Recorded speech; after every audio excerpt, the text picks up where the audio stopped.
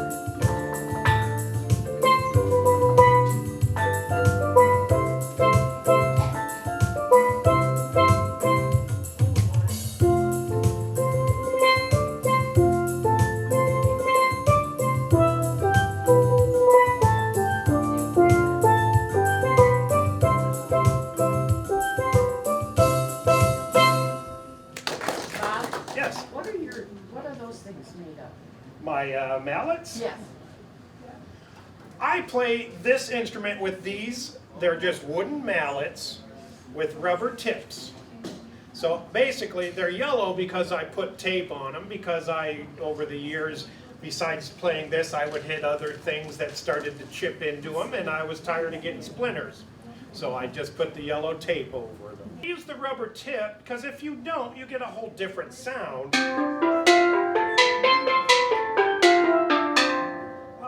Harder on the ears. So by placing the rubber tips on there, we get a nice soft. Does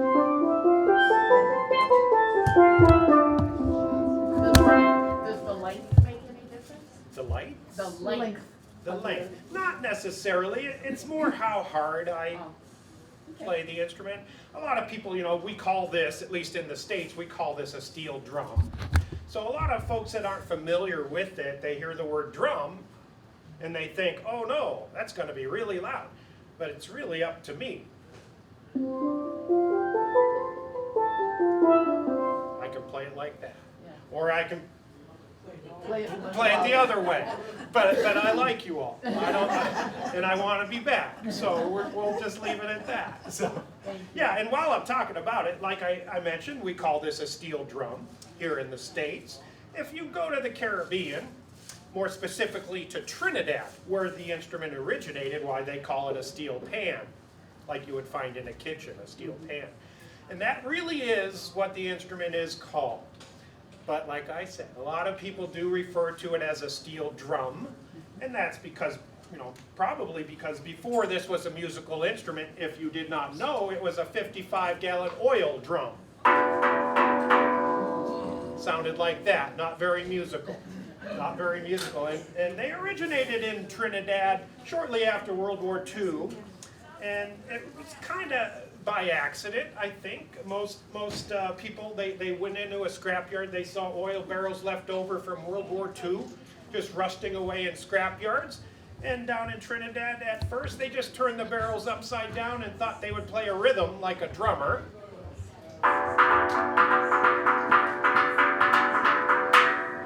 Just like that, not very musical, but very rhythmic.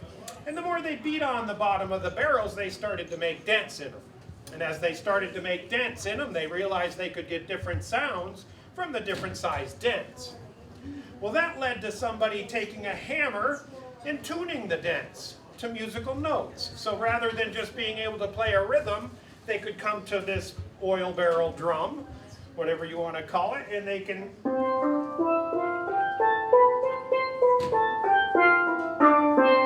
because all my dents are tuned, just like that piano over there, to musical notes. So there you have it. Of course, you'll notice, well, which side of the drum was this? Well, this was the flat bottom of the oil drum or oil barrel. And to maximize the surface area, by hammering it first into a bowl shape, you'd get more surface area. Maybe you can see as I hold it up, you'll see more dents in the center there. As well, it stretches the steel out, which makes it thinner and makes those notes ring a little bit better. After it's all hammered out, it is then cut to length, whatever length you're going for, whatever voice range you're going for. And then this particular drum at that point had a nice chrome plating applied to it. It was not this shiny when it was a full-size 55-gallon oil barrel. So there you have it. Now, I'm talking about, some people say steel pan, some people say steel drum. A lot of folks tell me they like my kettle drum. And stop me if you've heard this before, but I love telling this. I was playing at a restaurant a couple years ago, and a gentleman came up to me and he said, "Hey, I want to let you know, I like how you get all those different sounds out of that big salad bowl that you're playing music on." So that cracked me up, I still to this day. So there you go. We'll call it what we want. I call it a steel drum. And maybe that's because my background is in drumming. That's how I found this instrument. So that's right. Yes? Who has the intelligence to go ahead and make those things? I don't know. Like I said, it happened in Trinidad in a scrapyard. So just somebody. This particular one. This particular one did come from Trinidad.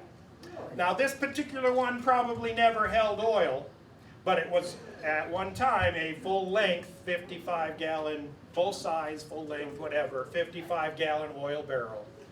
And basically they just turned those barrels upside down. I saw this on the YouTube. Somebody took a blowtorch, started to heat up the bottom surface, and then he took a cannonball or a shot put ball, I'm not sure, and he just started to throw that into the drum, starting the sinking process. And throughout that process, they would keep heating it, and then different hammers would change hands, and until it ended up into a perfect bowl shape like that. It's amazing. And that's why you pay a little bit of money for an instrument like this. My wife, when I told her I wanted to buy one, she said, "Well, how much do they cost?" "Oh, well, about $300. "Are you crazy? I know the farmer down the way. He'll give you one. He's got a couple in his yard just rusting away. Last time I checked, you had a hammer in the garage. Can't you just make one?" "Well, honey, No, not really. a lot of years goes into creating the proper technique. And something I haven't even mentioned, between each dent or note, you'll see there's a groove. And that is done by taking a hammer and a punch and making just one mark at a time till you get around all these notes. So the man hours involved is really what you're paying for, not the barrel so much itself. But they still, the majority of them still do come from Trinidad, although not all of them. Some people make them here in the States now, some people learn how to do it, so they're everywhere now. But it's source of national pride in Trinidad. This is their national instrument. And they play not only the fun calypso songs, but they play all types of music on this over there. And I'll demonstrate.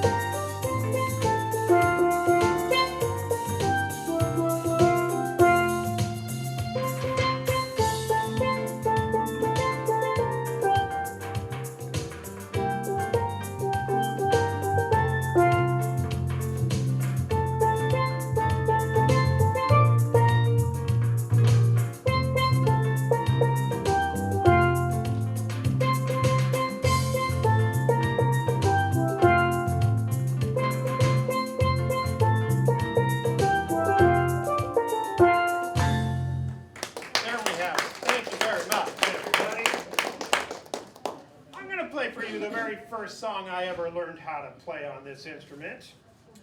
My background, as I mentioned earlier, I was a drummer. And I was the drummer for a big steel drum band for many, many years. I knew nothing about a steel drum. I just played my drum set, keeping the beat for them. And I was in that group for about 10 years. And a couple of years into it, I thought, I wonder if I could figure out how to play a song on one of those. So little by little, the leader of the group started showing me parts to a song. I'm going to play that song for you now. One of my favorites. Let's see if you recognize this by Harry Belafonte.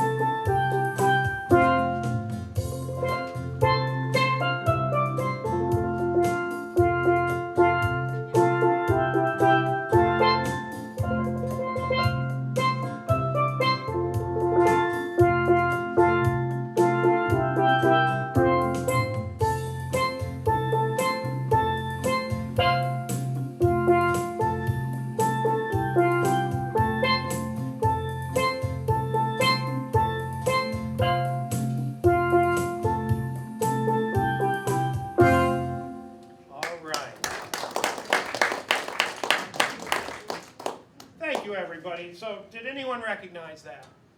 Mary Ann? I want to go home. I want to go home. That's a very common response. I'll ask when I finish that. What's the name of that song?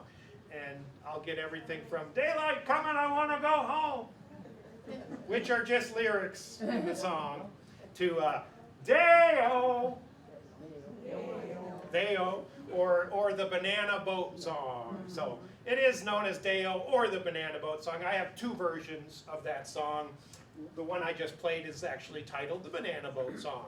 But I can play another version, Nothing Changes Here. Just the title of that other version is Day-O. So I figured I got to get to the bottom of this. Well, I know how to do that. My mom's Harry Belafonte's biggest fan. So I went over to Mom's, went through her records, and on the back of one of the records, it did say Day-O, but next to that in parentheses, the Banana Boat song. So call it what you want, but don't go home. I like you. I want you to stay here. So, all right. I mentioned the instrument originated in Trinidad and has become their national instrument. And not only do they play these fun calypso songs, why they even take it to church. I know you've all heard Amazing Grace, but unless you heard me do this, you probably haven't heard it quite like this.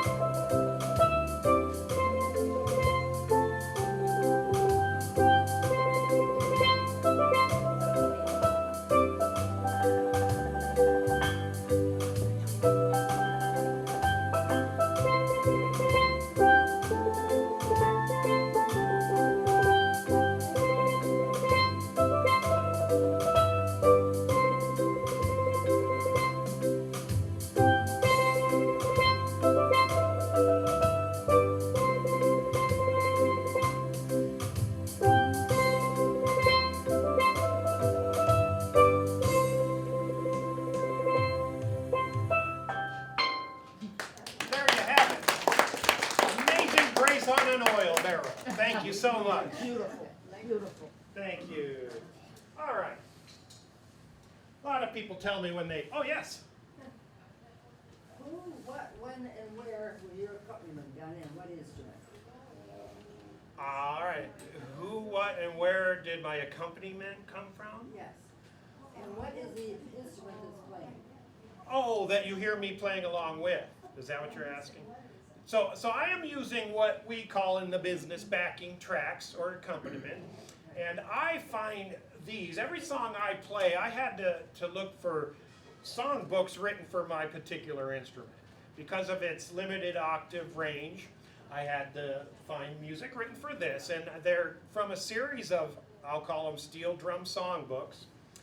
And the guy lives in Kansas, and he makes songbooks just for my instrument. Maybe you heard me do Christmas music last year.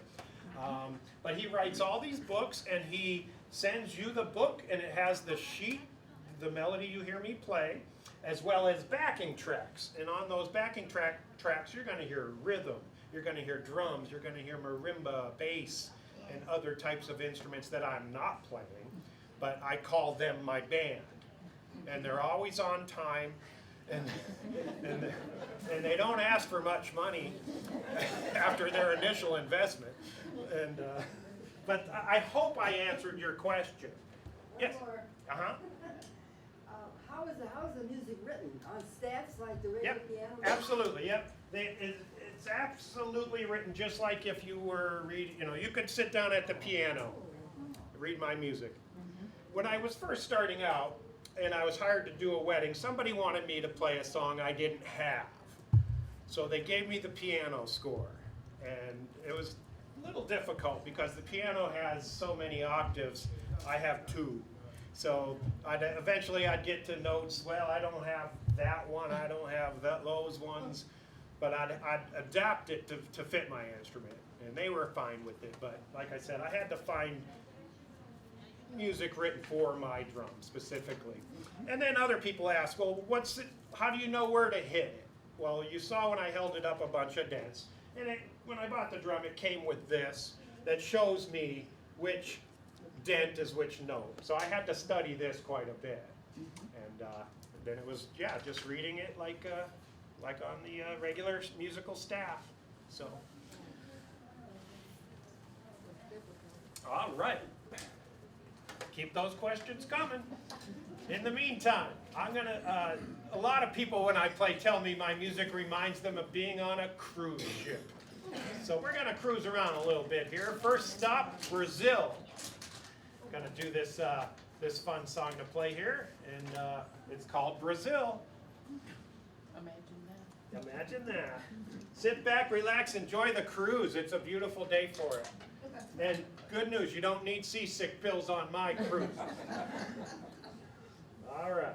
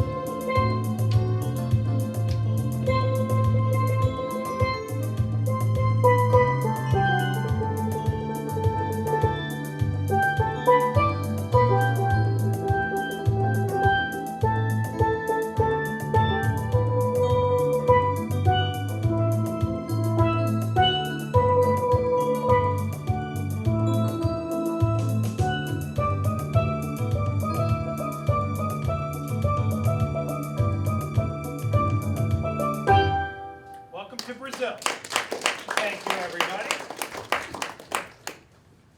While we're in Brazil, we should we should do another song. This also comes to us from Brazil. It's a very popular song in the style of music known as the bossa nova. And it's a song called The Girl from Ipanema.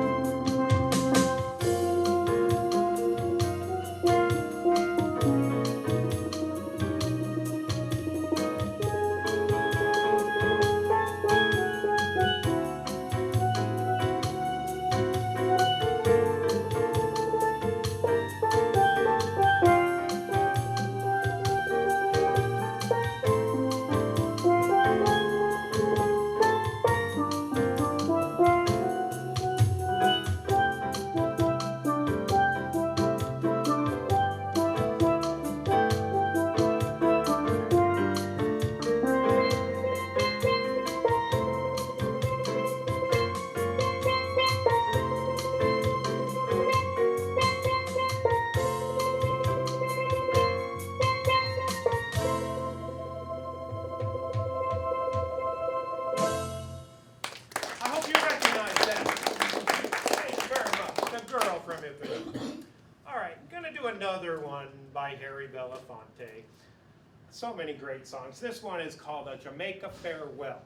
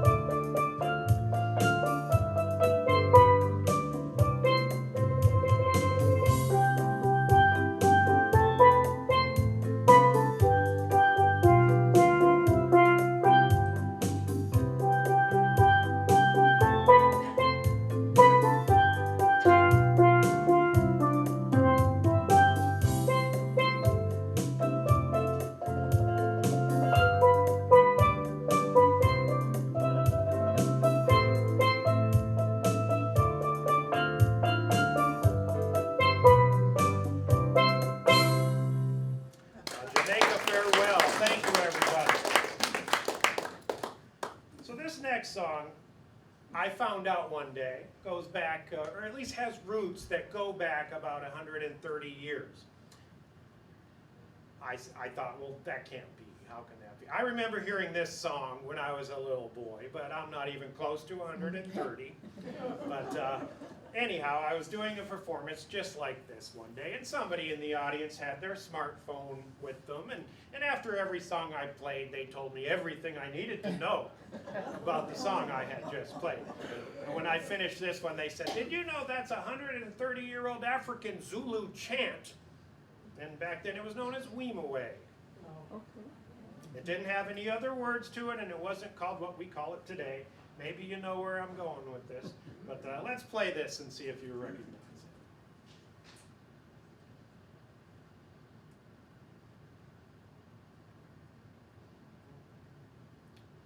Where did it go? I know I have it here somewhere. Here we go.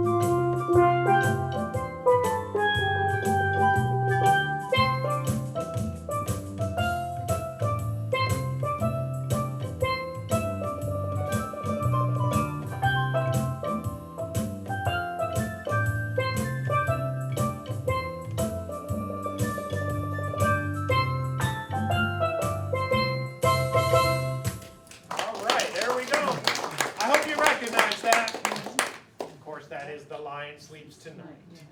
All right. Switch books up here. I'm going to get to a couple of my most requested songs. This first one is a very pretty song. It's called Spanish Eyes.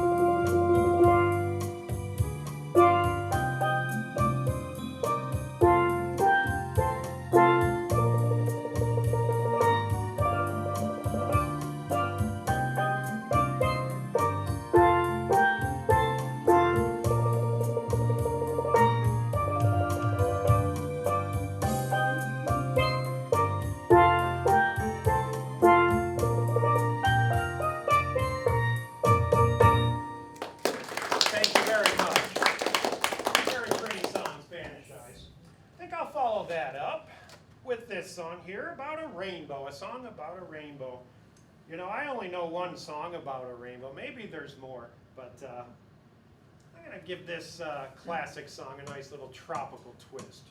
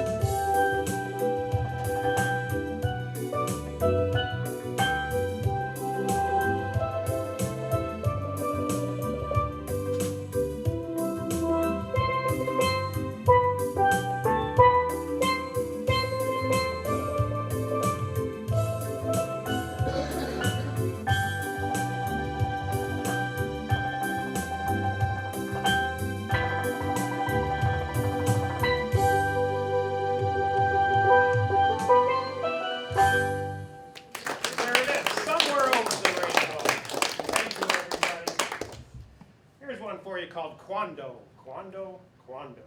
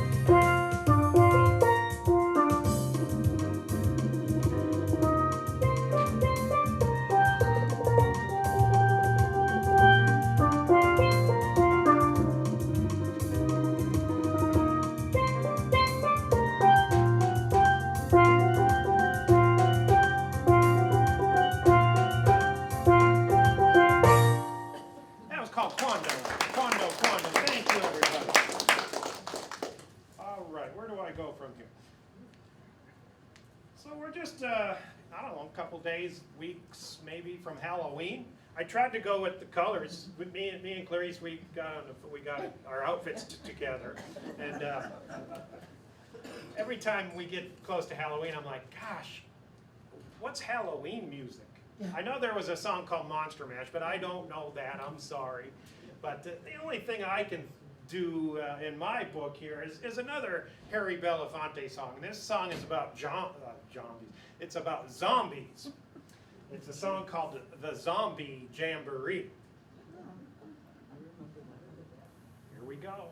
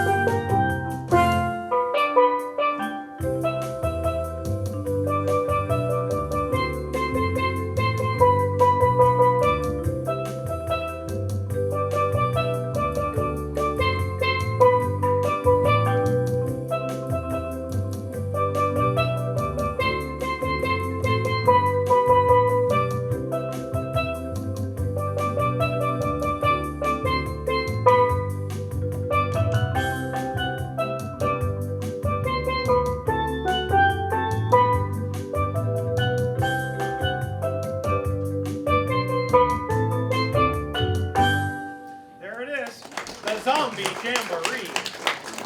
All right, thank you very much, everybody. How are we doing on time? All right. Let me get to probably my most requested song over the years. I have found to be this one here. What? Oh, sorry, my bird. He talks to me. Only I can hear. He said, "When are you going to play Yellow Bird?" So that's what I'm going to do next. Very popular request of mine. It's called Yellow Bird.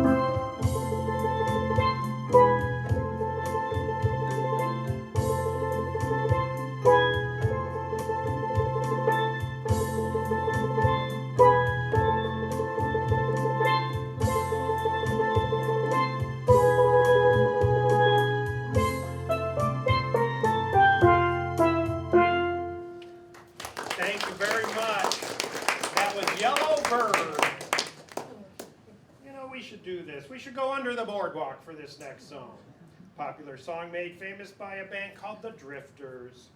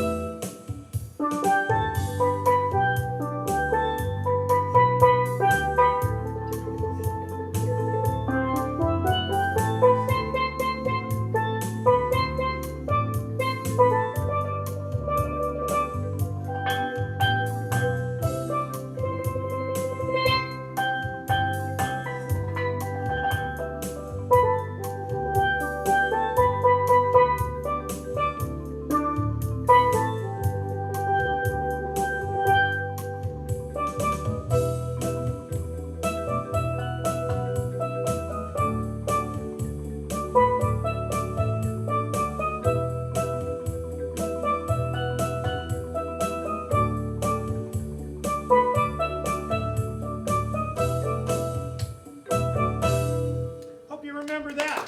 Under the boardwalk. All right, well, let's get back to the beach before we run out of time here. Very popular calypso song, especially one to learn if you know how to play a steel drum, is this song here. It's about a girl that likes to sit down by the seashore sifting sand. Do you know who I'm talking about? Mary Ann. Of course, Mary Ann. Anyone named Mary Ann in the group? Mary Jane, Mary Lou? Well, anyway, we're going to still play the song. But, It doesn't fit for any of yours. It doesn't fit for the rest of your name. all right, here it is. Mary Ann. Would Fay Lou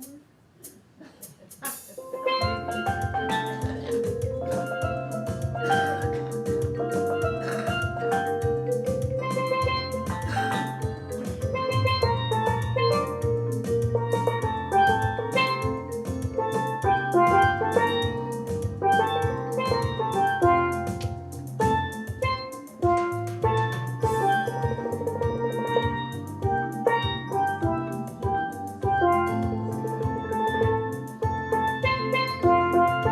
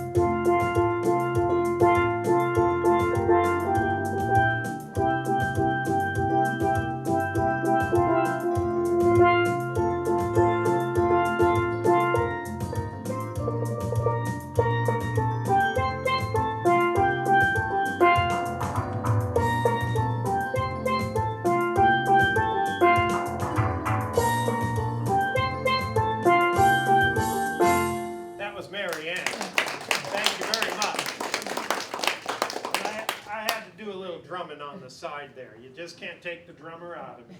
So, all right. We are to the point of the program you've all been waiting for. It's limbo time. So I wanted lunch to digest, so form a... Let's not all get up at once. Oh, I'm sorry, I'm looking at the wrong notes. That's for the school program for the kids I'm doing later. I think you're more of a hula crowd, aren't you? So let's do that. We haven't been to Hawaii yet, so let's do this song. See if you remember this. Do you remember Don Ho? Oh, yes. All right. Tiny bubbles. Oh, how'd you know where I was going? Of course, you know, I play an instrument that comes from the Caribbean, or Caribbean, whichever way you want to say it. But the number one party theme I think that I play is a Hawaiian luau. And of course, if you play a Hawaiian luau, you got to do this song here. You already know where I'm going. It's by Don Ho.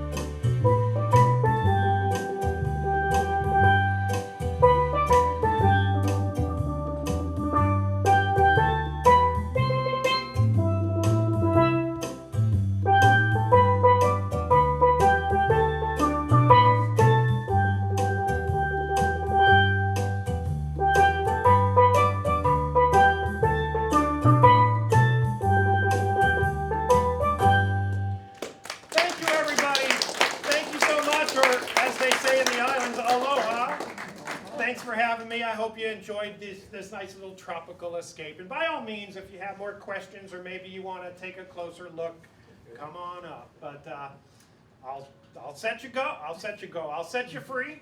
Let's hear it for Thank you so much. Got another question for you. Sure, Millie. Hey. No, this is a great big thank you to this lady and the powers that be that found you and got you here. Oh, thank you. I agree.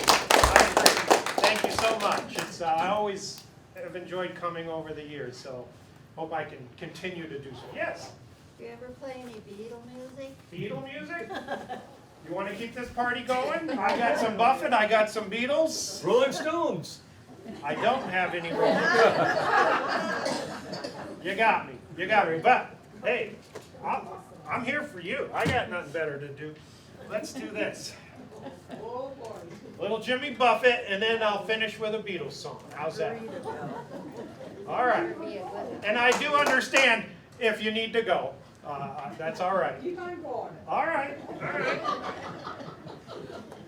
Let's see. God, you First know, up Kevin's is favorite a place called Margaritaville. Here we go. Oops, time out. I shut the band off. Sorry. Rewind that. All right. Hold on, I gotta just get a volume check here. Make sure everything's good, and then we'll get going. Hope I didn't startle anybody. There we go. All right, we're gonna take this from the top.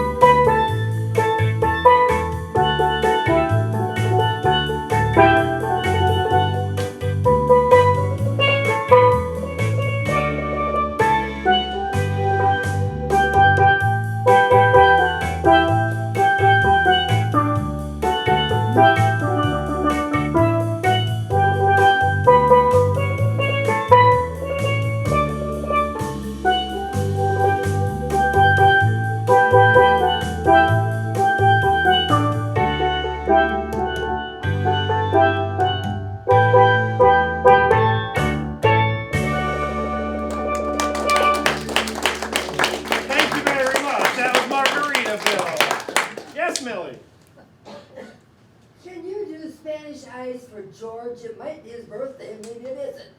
All right, I'll put it on the, next is the Beatles song though. I gotta do the Beatles song next. Is it your birthday? Is it a birthday? I know we have a birthday over here. Well, why don't we do happy birthday? No, it's not his birthday. I'm sorry, it's not his birthday. Well, it's somebody else's. 7 I gotta Spanish have angels. Spanish eyes. Oh, 7 Spanish angels. oh, 7 Spanish Angels. I don't know that one. That's Spanish angel. I don't know that one. I know Spanish Eyes, and I did Spanish Eyes earlier. But, yeah, 7 Spanish Angels. Different, Does anybody have different. any idea who's running this thing? Down by the boardwalk. I did under the boardwalk. Are you thinking down by? I came out around 63. Yeah, we gotta move on to the All right. videos here. You can't do 7 Spanish angels. I can't, I don't know it. You don't look like Willie Nelson. I've played that song a million times.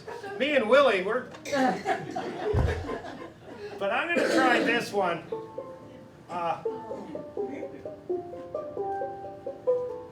Oh boy, this could go bad. I'm gonna skip this for now. It's one at work. I'm working on it. It'll be ready soon. But let's do this one here. It's a Beatles song. I believe it was on their first album. It is called "Till There Was You." Is that okay? Sure. Otherwise, I could do kind of maybe a. Dan, I want a tape or a disc of this. You got it. So do I.